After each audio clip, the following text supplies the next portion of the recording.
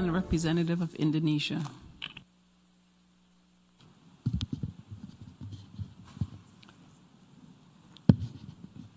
Madam President, I'm taking the floor to exercise Indonesia's right of reply to the statement made by Vanuatu.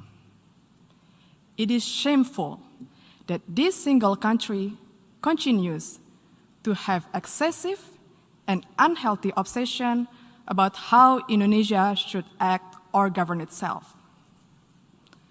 Frankly speaking, I'm confused. How could a country try to teach others while missing the point of the whole fundamental principles of the United Nations Charter? Let me tell them the following. To do what is right is to respect the principles of non-interference in the domestic affairs of other countries.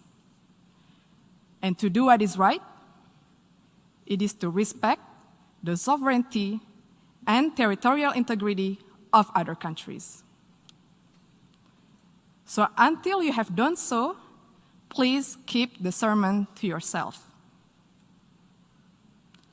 Madam President, the President of Indonesia stated a few days ago in this great Hall of Nations, and I quote, "We must promote a win-win approach in building relations among states that is mutually beneficial," unquote. Indeed, such a call was echoed by world leaders throughout this prominent week.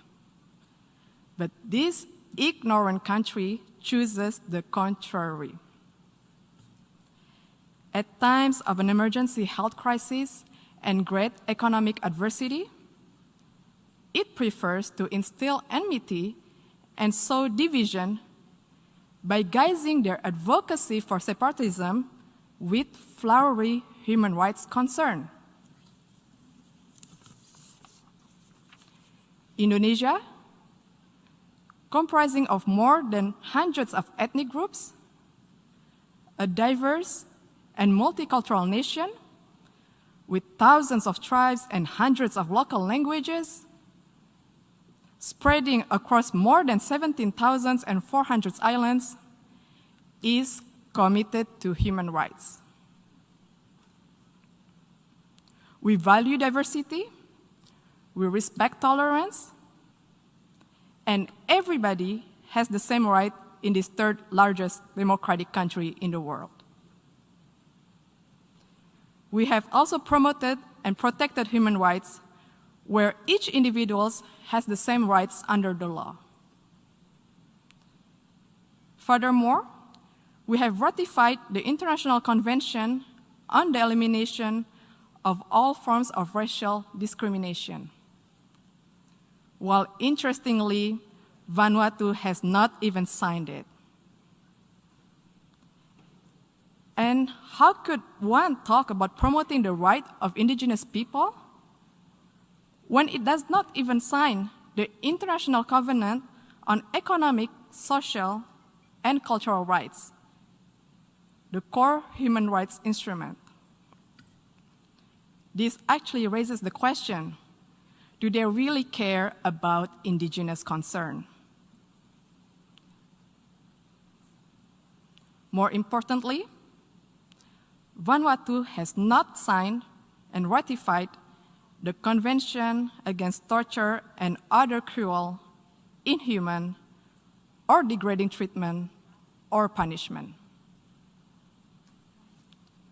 We call on the government of Vanuatu to please fulfill your human rights responsibility to your people and to the world.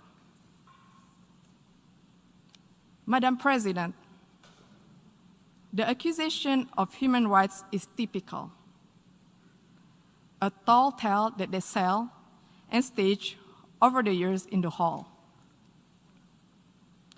Let me tell them, you are no representation of the people of Papua,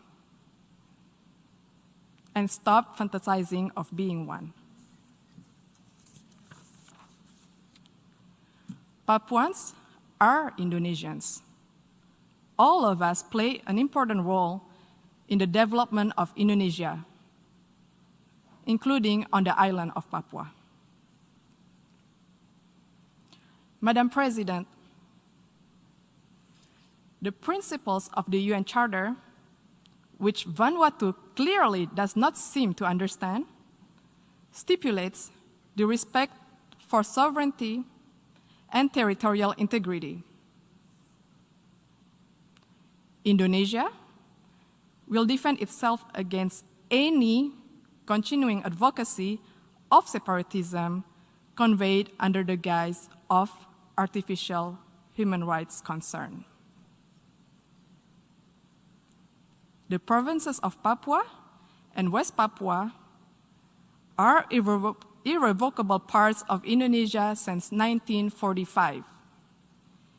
It has also been firmly endorsed by the United Nations and the international community decades ago. It is final, irreversible, and permanent. I thank you, Madam President.